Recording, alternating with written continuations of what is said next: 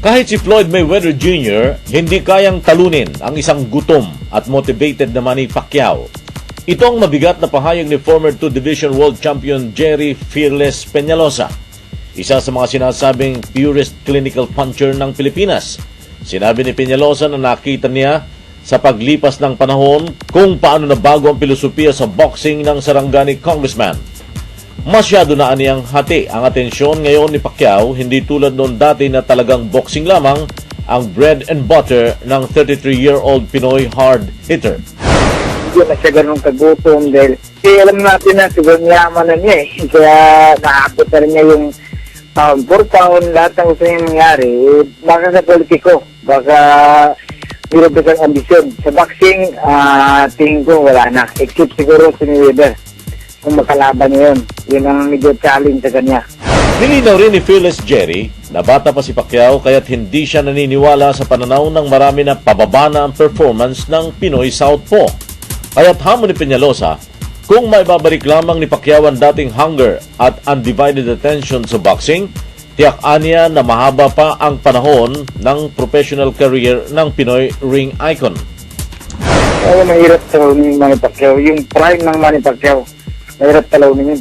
Kompleto matapang, malakas, explosive masyado. Grabe. So, mahirap talunin yung Manny Pacquiao. Ngayon, hanggang prime pa rin yung Pacquiao kung alipindi, kung talagang focus siya, talagang gutom pa rin siya. Bata pa siya, si edad niya 33. Wala pa yun, nasa prime pa yun. Samantala, binigyang din naman ni internet boxing columnist Dennis D. Source Guillermo ng Examiner.com na may madali ang pangangailangan para maipihit muli ni Pacquiao ang focus sa kanyang boxing career.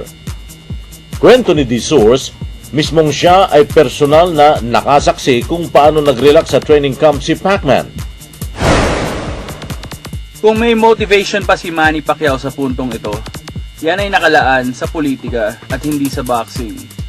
Sinabi ni Pacquiao ng mga press conferences na ginanap para sa laban niya kay Marquez sa December 8 na siya'y seryoso at ibabalik niya ang dating 25 at 26-year-old na Pacquiao at puspos siyang magte-training sa Wildcard Gym. Sabi niya nga, ika-cancel niya yung training niya sa Baguio para ipatunayan ang kanyang pagiging seryoso sa laban na to. Sa nakalipas na 3 laban ni Pacquiao, halos anino na lamang ng kanyang dating devastating self ang nasilayan ng publiko. Kaya naniniwala ang mga eksperto ng fourth battle kontra Mexican rival Juan Manuel Marquez sa December 9 ay mga kailangan ng matinding konsentrasyon mula sa taong hinanga ng buong mundo, hindi dahil sa pag-aartista at politika, kundi sa kanyang angking boxing skills. Para sa PTV Sports, Flor Perez, Telebisyon ng Bayan.